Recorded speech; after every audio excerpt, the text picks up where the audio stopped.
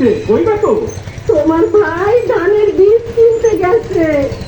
জাতা বীজ কিনে গতবার তোমাকে সবার কি সুন্দর ধান হইল, আর আমাকে খেতে চিটা ধান হইল।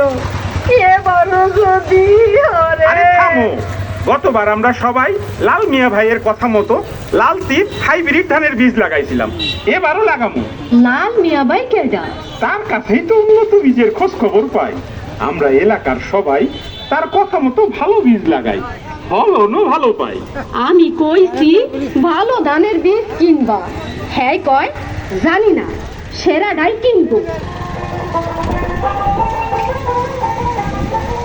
লামিয়া ভাই, লামিয়া ভাই, কি মনে হয় তারা ঘুরে ঘুরে কই যাও?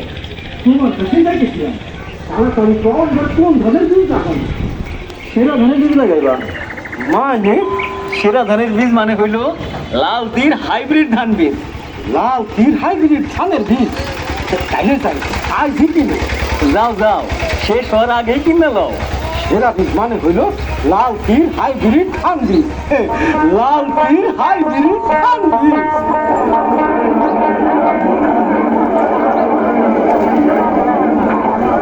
মনের মা, ও মনের মা, কি হয়েছে?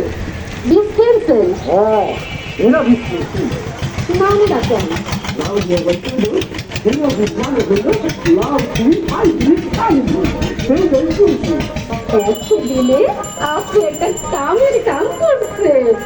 আপনি কিনছেন লাল তীর হাইব্রিড ধান, আমি আপনারে খাওয়াবো সদর ঘাটের পান। আসি।